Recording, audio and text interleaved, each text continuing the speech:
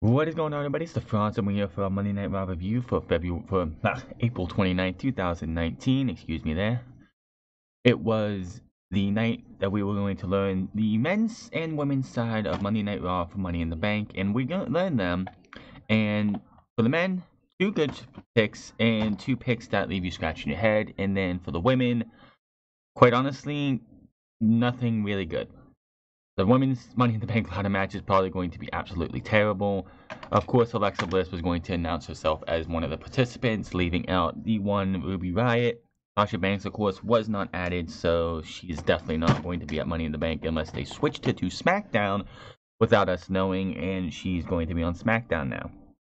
We got another edition of the Firefly Funhouse, and as Corey Graves put it, that's fine. I didn't want to sleep again either, because holy shit, it's just getting creepier and creepier as we go. The Firefly Funhouse is definitely one of the best things on Monday Night Raw, and it probably is going to be like the best thing we see on Monday Night Raw for a very long time. We also had a contract signing between AJ Styles and Seth Rollins for their match at Money in the Bank, which landed, of course, like almost every contract signing ends in a brawl. Samoa Joe took on Rey Mysterio, a rematch from WrestleMania, and again, what is the point of being a champion on main roster television? Because 9 times out of 10, you're going to be losing majority of your title matches. And the Usos embarrassed the Revival, which, of course, coming out of this weekend, and the Revival, I guess, was offered $500,000. So that's $500,000 to stay for 5 years. $500,000 a year for 5 years. So that is $2.5 million for 5 years, and they turned it down. So what did WWE do? They got petty. They had Jimmy and Jay show a video of the Usos finding the Revival in the locker room in towels, having one shave the back of the other, just to embarrass them. And then they go on top and they have them lose to Kurt Hawkins and Zack Ryder. These guys will be sticking around, of course, till May. It is a damn shame. So who knows what's going to happen, but we will see the Revival on TV for the next 18 months. Definitely not a good showing for the Revival. And of course, Alexa Bliss opened up Monday Night Raw as we start this one, and I thought we were going to get all 4 members of the Raw for the men and the women for Raw tonight at the beginning, but nope, we were wrong. We got the men's. She brings out Ricochet, she brings out Drew McIntyre, she brings out Braun Strowman, and she brings out Baron Corbin. Yay! And the ratings go down from there. I don't know what the ratings are at this time. They'll probably be up later today. But we will have probably a breakdown of the ratings on this weekend's Unscripted. As we saw last week, there was a huge drop from hour 1 to hour 2, a 20% from hour 1 to hour 3. And that is because Baron Corbin was in the main event, and everyone knew Baron Corbin was going to be in the main event, and that was a way for WWE to just, like, everyone just take them. Corbin takes the mic and talks about how he will become a 2-time Money in the Bank briefcase winner. Ricochet reminds him he lost his cash-in. They have a few words, and Drew says Ricochet has a point. Drew says Corbin blew his opportunity last week after stealing a win from Drew. Corbin blames the loss on AJ Styles. Drew rants on about how he's tired of outside forces getting in his way of the title. He says the power will be in his hands when he wins the briefcase, and he guarantees it. Ricochet interrupts and says he didn't come to talk. Drew tells him to shut up and tells him to stick to high flying. Leave the business talk to the grown-ups. He says if you don't, he will drop Ricochet where he stands. Corbin goes on about winning at Money in the Bank. Corbin and Drew have some more words. Drew gets in his face and threatens him because last week, of course, Drew McIntyre was once just hit the Claymore on The Miz and was so close to winning the match to go off and face AJ Styles. And what happened? Drew McIntyre decided, well, I'm going to throw you out of the ring and take the title from you. I'll take the opportunity from you. So, there goes that, and that's why they did that. Now, this of course led to Braun Strowman challenging these two to a tag team match between him and Ricochet and Baron Corbin and Drew McIntyre. Because, yeah, I want to see Drew McIntyre and Baron Corbin team up again. This time without Bobby Lashley, but again overall. But we get Ricochet and Braun Strowman versus Drew McIntyre and Baron Corbin. Typical match here. I will say, everyone was last week complaining that, yeah, Ricochet lost to Robert Roode, who was not on this show, mind you. He lost to Robert Roode last week, so he's squashed. He's dead. Now, he's in Money in the Bank, which, by the way, Robert Roode would have been a better choice for Money in the Bank over a Baron Corbin. A Cesaro, which a lot of people want to see in Money in the Bank, would be better over a Baron Corbin. This match comes to the end as Drew waits for Ricochet after a Glass Cow kiss for a Claymore, but Corbin tags in. Drew isn't happy. Ricochet counters a end of days and tags in Strowman. Strowman decks Corbin and slams him as Ricochet goes to the top after he tags back in. Drew just walks off and is like, you know what? I'm done with this guy. Ricochet hits the shooting star press and covers Baron Corbin for the 1, 2, 3. So all those people wondering, oh, is Ricochet buried? No, he is not. After that, the winners stand tall, Ricochet's music hits, and we go to replays. Still to come, Alexa Bliss will reveal the women's Money in the Bank participants for Raw. We'll talk about that in a second. But seriously, Baron Corbin, Money in the Bank. Braun Strowman, Money in the Bank. Really? You couldn't give me a Cesaro. You couldn't give me a Robert Roode. You couldn't give me a Sami Zayn. You couldn't give me a Samoa Joe. No, you give me Braun Strowman and Baron Corbin. Give me a break. The last two winners to fail Money in the Bank, you had to give me those over a fresh face that could use a chance to show what they can do in Money in the Bank. People want Cesaro. We're not getting Cesaro. I want to see the Robert Roodes or the Samoa Joes get an opportunity. But no, we're going to get Baron Corbin and Braun Strowman. The two last people to fail. The only two people outside of John Cena to fail are going to be in this match. This next part I could not stand. We go to the ring and out come the Usos. Now they're playing their music, they're day one-ish.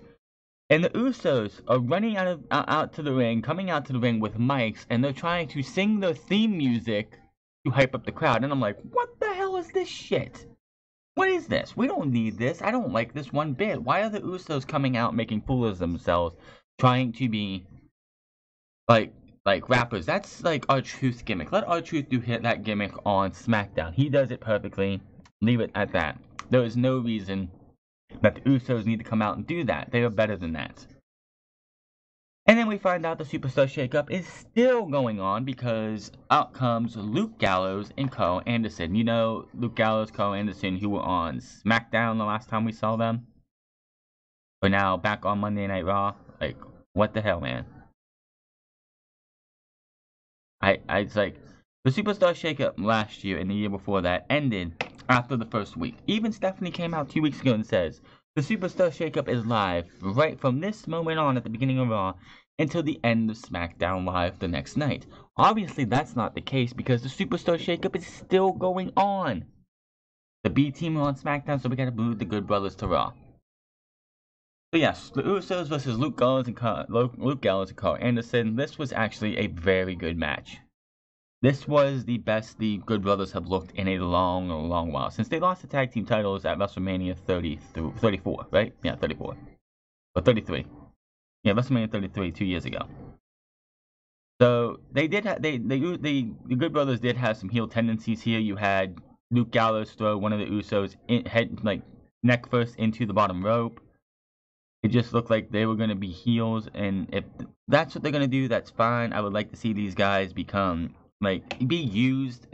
Give them a chance to do something. Gallows tags back in for the Magic Killer, but Jay runs in with a super kick to Anderson. Jay ends up super kicking Gallows. Jimmy tags in for the double super kick to Gallows. Jay runs the ropes and nails a dot to Anderson on the floor. Jimmy leaps off the top, hits the Superfly Splash for 1, 2, 3, and the Usos are your winners. Before this match, and when they came out, they teased they were going to do something or show us something that never has been done before. What was that going to be? We had no idea. After the match, Usos begin celebrating as we go to replays. And they take the mics and warn the fans to put the kids to bed, make sure grandma's asleep. The Usos then say, take a look at this.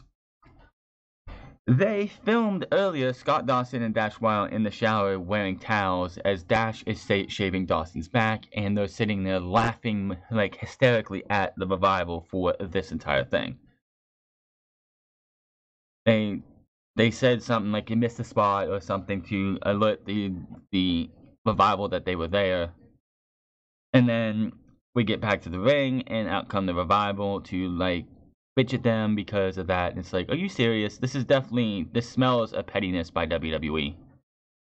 The fact that the revival do not want to sign a $500,000 like buy $500,000 for 5 years, $500,000 a year for 5 years.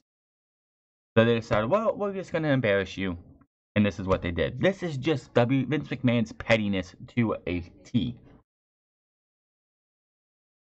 The fact that you're gonna have these guys, these two guys who are a talented tag team, come out, work their asses off, want to make the tag team titles mean something, the tag team division to mean something, and you're going to embarrass them like this? Vince McMahon to a T. Just a petty. Vince McMahon is the most pettiest prick in all of WWE and all of wrestling. He is one of the biggest, pettiest guys you will ever fucking know. If this is how you want to treat guys, or men and women who don't want to sign with you, you're just a sad, sad human being. That's all there is to it. They would face off against the tag team champions later in the show. And then we have MITB. Yeah, MITB. Do I care about MITB? No. I especially do not care about MITB when it's Bobby Lashley without Lio Rush. Lio Rush, of course, supposedly has heat backstage, so it looks like we will not be seeing Lio Rush anytime soon. Because he was nowhere to be found. He was... I guess he's just 205 Live bound now. He's not going to be on the main roster anymore on Monday Night Raw. So, out came The Miz. He had his little thing with Bobby Lashley. They had a little bit of a brawl because Bobby Lashley brought up Miz's father. And apparently, The Miz and Shane McMahon is not done. The Miz and Shane McMahon are going to be going to Money in the Bank for a cage match. Well, Miz and Bobby Lashley had about a 2-minute match after the brawl on MITB. Lashley tries to take advantage of the distraction, but Miz clotheslines him as Shane McMahon's music hit and he came out of nowhere. Yes, Shane McMahon can be on both Raw and SmackDown because he is a member of the McMahon family. So he can do whatever he wants, and the fact that there are no more general managers or commissioners, he can show up wherever he wants. Lashley gets in, like, Miz follows as Shane comes out to the ramp. Miz turns back to Lashley in the ring as Shane runs down. Miz catches him but goes back and forth with it, Lashley in the ring. Miz ends up hitting a DDT for a 2 count. Miz keeps control and delivers a kick while Lashley is on his knees. Shane gets on the apron. Shane calls for a photo of Miz's dad to be shown on the big screen. Lashley takes advantage, hits the spear in the 1, 2, 3. So the Miz loses due to Shane McMahon. After the match, Lashley stands tall as his music hits, but Shane enters the rings, dances around for a while. Miz tries to recover. The photo of Miz's dad is still on the big screen. Shane takes his time and toys around with the Miz. Miz attacks, but Lashley comes into the rescue for Shane. He did get a couple good licks on Shane McMahon before Lashley came over. He ends up dropping Miz with a big, huge, like, freak accident type move. Of course, fans boo. Shane takes his jacket off and beats Miz down, and while he's down, fans boo. Shane ends up dropping Miz into a submission, that triangle choke type move that he uses. But Shane says it's too bad Miz is unconscious to hear this, but Shane says, don't forget that I am best in the world. So, yeah. And of course, the CM Punk chants, Shane leaves by himself as his music hits, and we go to commercial. Whoop-de-doo, we get another Shane McMahon and The Miz. I thought we were over this. He had Shane focusing on Roman on SmackDown, but no, he wants to pay a visit to Raw to take on The Miz. Yay. We have the Viking Raiders versus the Lucha House Party. I'll deal with Viking Raiders. Viking Raiders is fine. Hanson and Rowe, I will stick with because Eric and Ivar is just shit. They're still not showing the NXT championships because they are still the NXT Tag Team Champions, but you wouldn't know that on Monday Night Raw. Why? Because Vince McMahon said so. Yet, Johnny Gargano and Tommaso Ciampa came up the night at the Elimination Chamber with the North American and NXT championships. So why are the tag team titles not allowed on Monday Night Raw, but the North American and the NXT titles were? Can someone explain that one to me? The Raiders are headed to the ring. They do have a pre-recorded message about the Viking Raiders attacking, like pillaging and destroying every tag team that's gotten their way. Nice segment for those guys. Got them to speak for a minute. They do have Hanson and Rowe can speak fine. They do have good. They can do good promos. They head to the ring when the Lucha House Party, Lince Dorado, and Phantom Malik attack them at ringside for payback for last week. Kalisto watches from the ring and poses with his partners as they return. Hanson and Rowe recover as they get ready to start the match. Kalisto goes at it with Ivar. I guess this is a Lucha House Party match because all three members were on the ringside. But Hanson is standing. Hanson is with a big cartwheel into a clothesline to level Metalik. Rowe tags in and takes over Metalik, working around as Kalisto tags in the springboards as but it backfires. Hanson launches Kalisto across the ring. Rowe launches Kalisto in the ring. Hanson tags back in for a big double team clothesline, the punch up clothesline thing. Rowe scoops Hanson up and uses him as a weapon while Metalik is down in the corner. Hanson becomes the legal man as he hits the Thor's hammer, which they want to call Viking Experience, but is the Thor's hammer in NXT. For the 1, 2, 3, the Viking Raiders are your winners. After the match, the Raiders stand tall, the music hits, but they grab Lince Dorado, he fights back. He gets a couple of licks in, but they destroy him with a big double team move, and we go to replays as the Viking Raiders stand tall. We will get another episode of the Firefly Funhouse, which is by far becoming, I think, the best segment on Monday Night Raw, but yet the creepiest thing I think I have seen in WWE for a long time. Alexa Bliss is on stage to announce the 4 women to the Raw participants in the Money in the Bank ladder match for this next month. Bliss introduces Natalya, Dana Brooke, Naomi, and herself. Yes, Alexa Bliss, Dana Brooke, Natalya, and Naomi. Alexa Bliss has no business being in this match. Dana Brooke has no business being in this match. Could we get a Ruby Riott? Could we get a Sarah Logan? I mean, maybe she can show off her Crazy Mary Dobson type characteristics in the Money in the Bank ladder match. But could we please get somebody other than those two? Like, seriously. This is absolute garbage. The fact that Alexa Bliss is in the Money in the Bank ladder match. The fact that Dana Brooke is in the Money in the Bank ladder match. I know that there was talk a couple months ago that WWE wants to try and re-push Dana Brooke. But really? Why didn't you use Ruby Riott? What's wrong with Ruby Riott? Why can't she be in this match? Unless the Riot Squad... You know what? It would not surprise me if the Riot Squad shows up on SmackDown Live completely tomorrow. It would not surprise me. Like, that would be the least thing that shocks me out of all of this is if the Riot Squad is completely whole on SmackDown Live. And then Naomi challenges Alexa Bliss to a match. Of course, Alexa Bliss is like, I'm not in the right gear. These aren't even my shoes. And eventually we're going to get Alexa Bliss versus Naomi. But Cole sends us to the Firefly Funhouse. And Bray Wyatt is painting and says that's a good way for him to express his feelings. Because if you express your feelings, nobody can really hurt you. Rambling Rabbit, it's Randy the Rambling Rabbit, I think is his name, is introduced. He just comes up and says, hey, man, what are you doing? He has this really weird voice.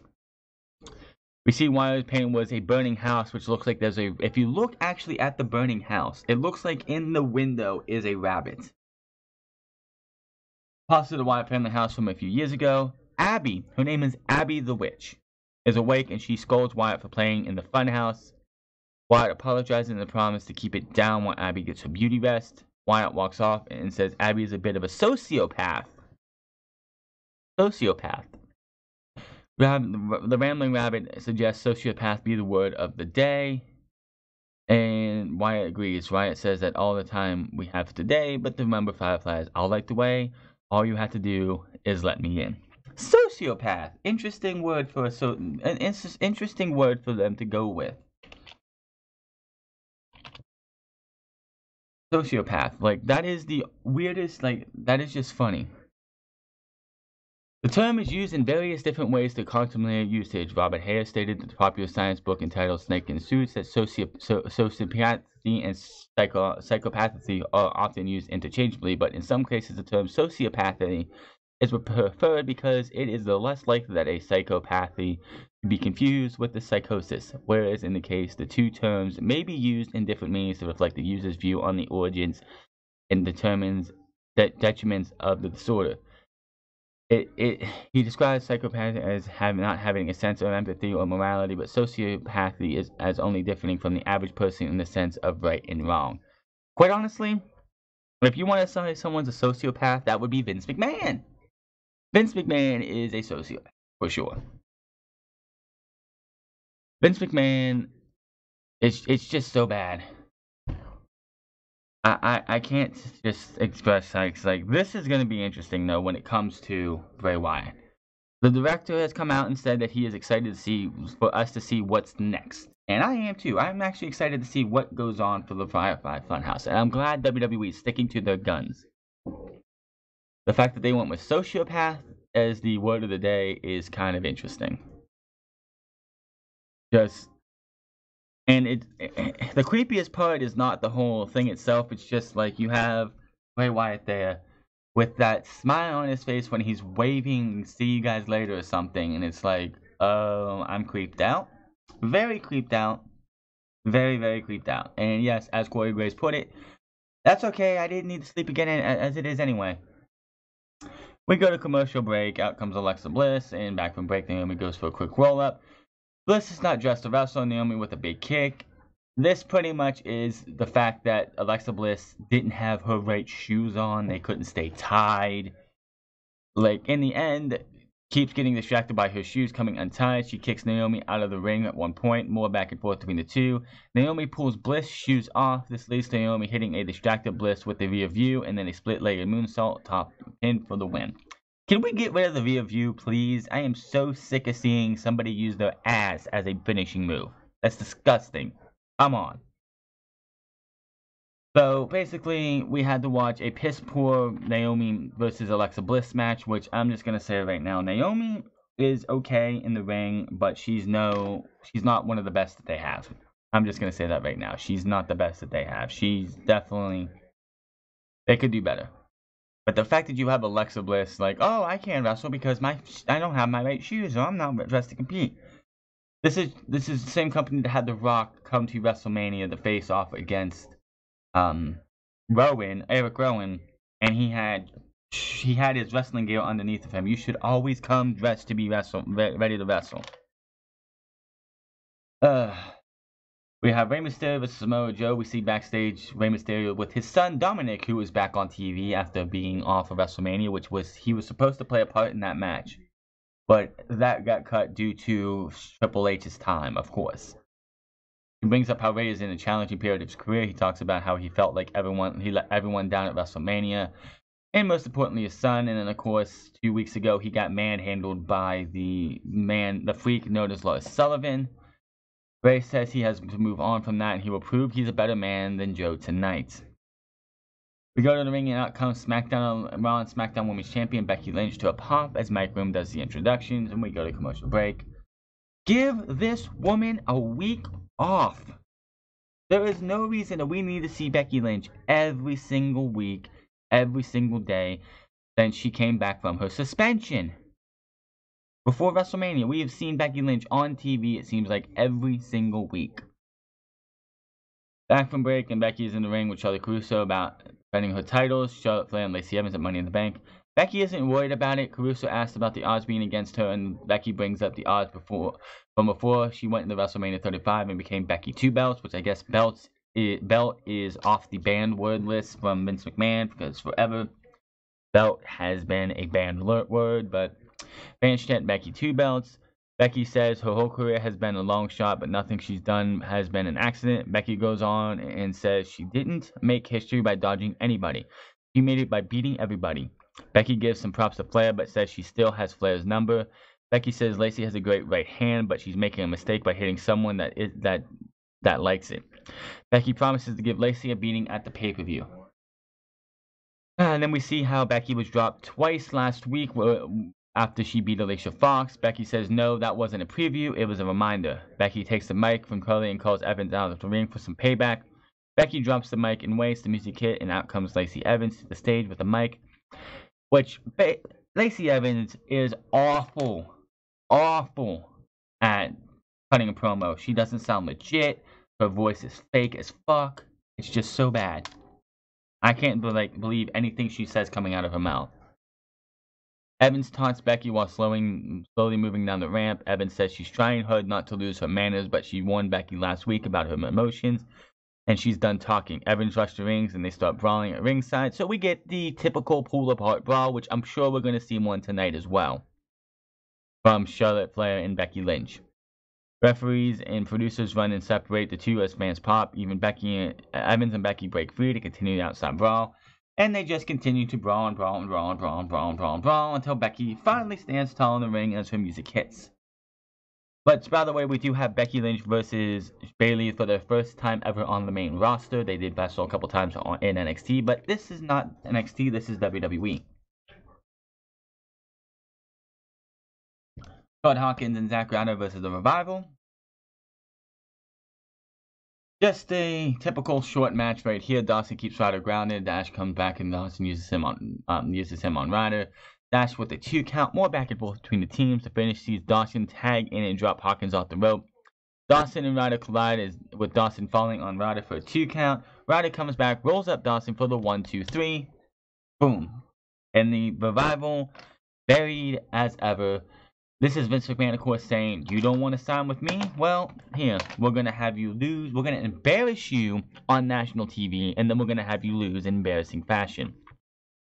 God, May next year cannot, I think they're here till May next year, but man, May next year can't come soon enough for the Revival, because these two, Dash and Dawson, deserve better than this. They are two of the most talented guys on that roster. Them versus the Usos in a tag team war that would come close to them, but the Usos versus the New Day would be the way I go. If you want to job them out, do that out between Royal Rumble and the time they leave next year. This year should be the Usos versus the Revival, battling over the tag team titles. Have the Usos show you why they are as good as they are. But no, we're petty. We're a petty company, so we're just gonna have these guys job out for an entire year plus. Absolutely ridiculous. Backstage, The Miz is with the latest robot, I think Maria, I don't know if we can name.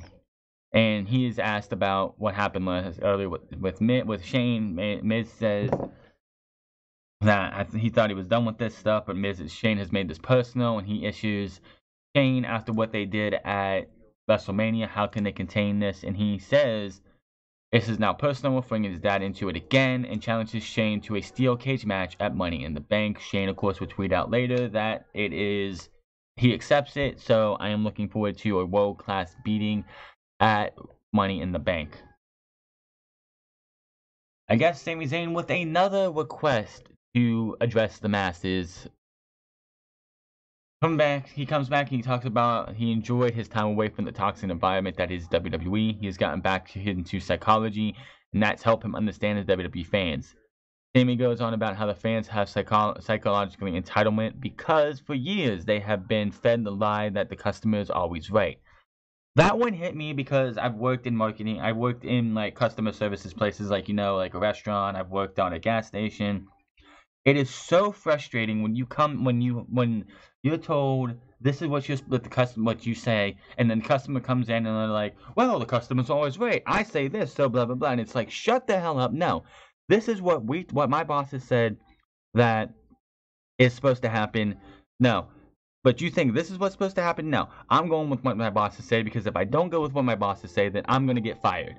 So no, the customer is not always right. I hate when like Burger King or whatever started that stuff. But it's like, oh, the customer's always right, because no, they are not. He talked about how in the airport coming back from, I think it was Canada or something, a a a boy was ushered over by his son. Sammy goes on about fans throwing tantrums when they can't get what they want. He recalls a soulless father pushing his son to get an action figure signed at 4 a.m. at an airport last week. Sammy initially said no, and the kid started crying and ran back to his dad. Sammy said, "Do you really think that made me feel good? Because if you think so, that shows the difference between me and you. Because no, that didn't. It made him feel sick." Sammy said he didn't owe him because that kid at 5 years old thinks I owe him something. Thinks that he is entitled to me giving him something. He doesn't owe that kid anything. He doesn't owe any of these fans anything. Sammy says the injuries he has had over the years of the 5-star matches is enough. So from here on out, the fans will get what Sammy gives. That is the new dynamic of this relationship. Sammy will give the fans, will sit and take what it is kind enough to give.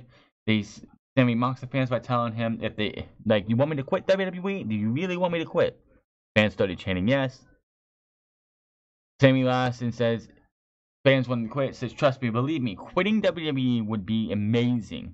But what would just be a little bit more amazing is coming out here each and every week and holding the fans accountable for their reactions, calling them out on their crap, being the critic of the critics. Sammy goes on ranting about how no one has had the nerve to stand up to the fans for too long, and now he's taking the power back. Sammy drops the mic and his music hits.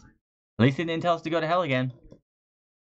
I'm liking the Sami Zayn stuff. I'm just wondering who's going to come in and say something. I could easily see a Ricochet. I could easily see maybe a Seth Rollins with Seth Rollins' Universal title. That would be interesting, but it's like, where do they go from here with Sami Zayn? I don't know. I'm loving the work. I'm hoping he keeps it up, but it's going to be interesting to see where they go from here with Sami Zayn. Samoa Joe versus Rey Mysterio. Ugh. Joe has the mic before he says he knocks Rey Mysterio for being a bad father and letting his son down. Joe says AJ Styles used Rey last week to steal his Universal title shot. Joe goes on about how bad he's going to make Rey pay tonight and says, you should have bought a mask for your son to hide his shame from in public. What's the point of being a champion in WWE? Can I ask? What is the point of winning those championships in WWE? Because unless you're Roman Reigns or Charlotte Flair, you're losing majority of your your championship defenses, non-title matches. I mean, yes, Zack Ryder and Kurt Hawkins won earlier in the night, but seriously, how often do champions actually truly win in WWE? Champions should not be losing clean. Samoa Joe lost this match 110% clean. Why? Because WWE just does not like champions. It's just so annoying. Rey goes for a 619, but Rey gets blocked. Joe goes for the Kino clutch. Rey kicks him in the face. Joe catches Rey again and drops him with the big Uranagi. Rey ends up getting a pin out of nowhere from a roll-up slide. Like, what the f is that? Joe is shocked to the finish. Rey heads to the ramp, and his son comes to join him on stage. Joe looks on from the ring, fuming and pissed as can be. Again, why would I, if I'm someone going up to the main roster, why would I want to be a champion? Seriously, why would you want to be champion going up to the main roster? It makes no sense. Why would I want to be champion? Because you're going to go up to the main roster, and you're going to get beat. It just sucks. That's like Revival had a fan's mother told her, had the Revival, when they were tag team champions. He was she showed a picture of her sons being with 4 Raw tag team championships, and the Revival, I think it was Scott Dawson, was like, don't wish tag team championships on the Raw tag team championships on your sons. Just don't do it. Why would you? It's absolutely ridiculous. I hate the fact that champions like a Samoa Joe, like I don't like the Idiotics, but they're the women's tag team champions, and they lose constantly. They weren't on this show either, which was fine. The only champions that haven't lost really on this show so far tonight were Becky Lynch, who didn't wrestle, Seth Rollins, who didn't wrestle, and the tag team champions. But again, why are your champions losing on a constant basis? It gets so damn annoying. I can't stand it. I've had enough of it. It's like the champions need to start winning consistently. So, then we had our contract signing. Let's see here. Seth Rollins versus contract signing for Styles versus Rollins at Money in the Bank. This was a good show. This was fun. They brought up, Cole asked AJ what would winning the title mean for AJ as he builds his legacy in WWE. AJ says that's what the whole reason he came to Raw. SmackDown was good to him for 2 years. It was a house that he built, and he's proud of that. But this is Raw, and this is where it's at, where the craziest fans are. No. AJ says he's always liked Rollins. He has known him for many years. And fun fact, AJ Styles was Seth Rollins' first official match in all of wrestling, if I'm correct. AJ says they both know you'll be unexpected things when you want something bad enough.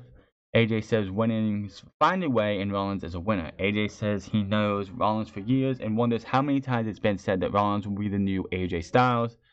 AJ says Rollins will never be the phenomenal one. I've never heard that. Maybe on the independent scenes that's happened, but I've never heard that. Rollins agrees there's just one thing AJ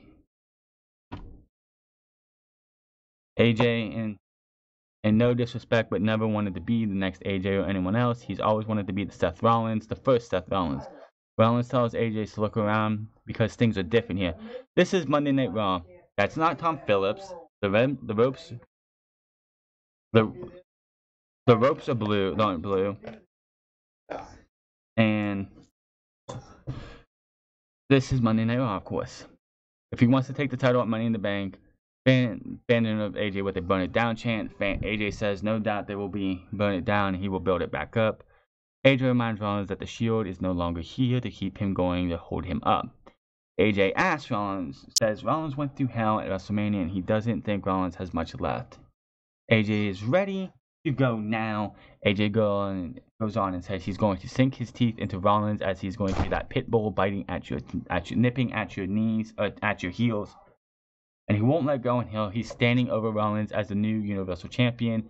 He signs. Rollins says AJ doesn't seem to understand what he's saying, so he will spell it out. Rollins says they do a lot in common. They do have a lot in common, but there's also a lot they have to disagree. AJ likes to build things up, but Rollins likes to burn them down.